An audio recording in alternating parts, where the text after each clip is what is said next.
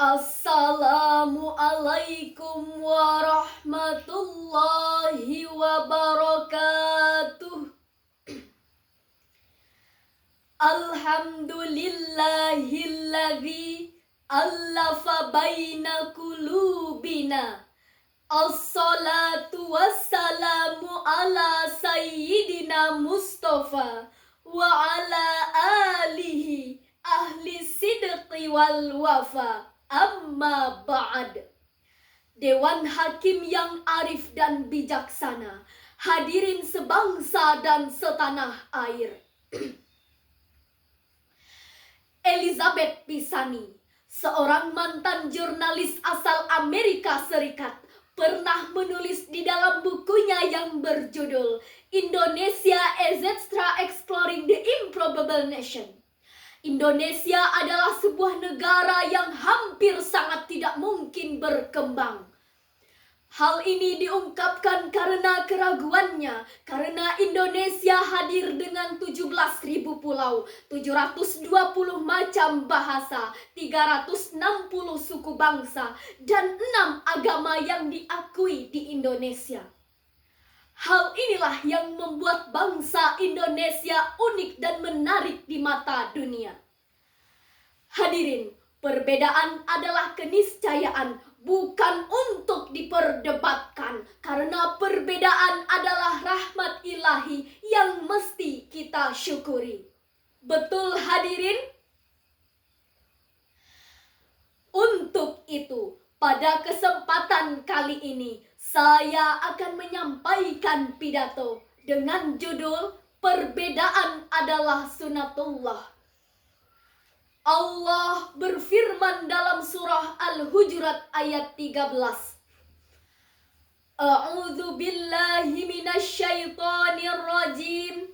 Bismillahirrahmanirrahim. Ya ayyuhan nas, inna khalaqnakum min dzakarin wa untha wa ja'alnakum syu'uban wa qabaila lita'arafu. Inna akramakum indallahi atqakum. Innallaha alimun khabir. Shadaqallahul azim. Hai manusia, sesungguhnya kamu telah kami ciptakan dari seorang laki-laki dan seorang perempuan, dan kami jadikan kamu berbangsa-bangsa dan bersuku-suku agar kamu saling mengenal. Sesungguhnya orang yang paling mulia di antaramu di sisi Allah ialah orang yang bertakwa.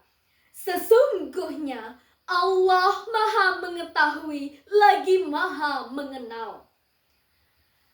Hadirin, surah Al-Hujurat ayat 13 tadi menjadi landasan etis teologis tentang fitrah perbedaan, baik perbedaan jenis kelamin, suku, budaya, dan lain sebagainya.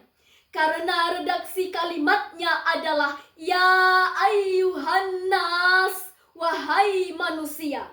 Kemudian waja'alnakum syu'uban wa qabail. Menurut Syekh Abu Ja'far Muhammad bin Jarir At-Tabari di dalam Jami'ul Bayan fi Takwilil Quran menjelaskan, syu'ub adalah an-nasabul ba'id, nasab yang jauh, sementara qabail adalah al-afkhazul akbar, rumpun yang besar, yaitu suku dan bangsa. Lalu, mengapa kita diciptakan berbangsa-bangsa dan bersuku-suku?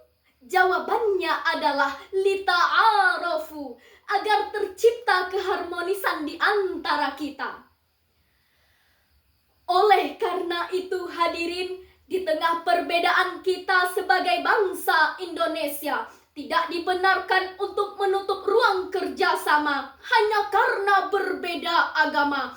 Tidak dibenarkan untuk menutup ruang ukhuwah hanya karena berbeda rumah ibadah. Dan tidak dibenarkan untuk menutup ruang persaudaraan hanya karena berbeda ras dan golongan.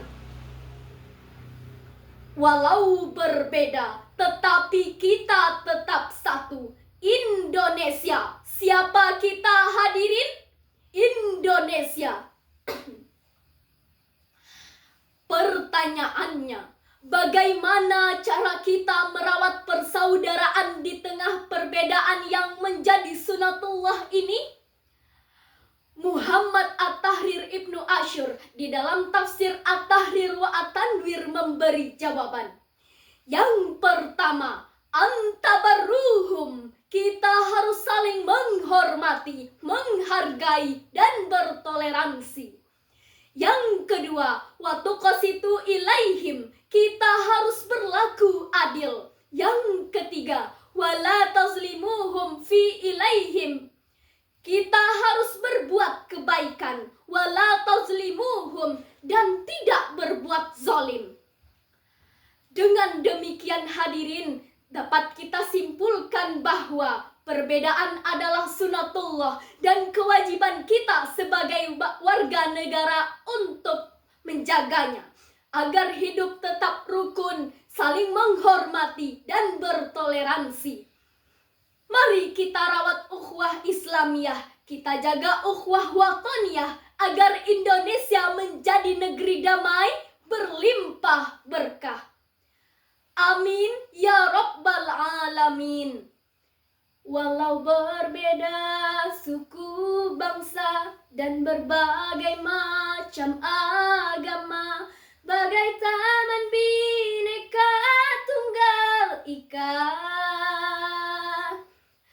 tetaplah berkasih sayang di dalam kehidupan. Marilah kita hidup berdampingan. Demikianlah pidato ini. Terima kasih.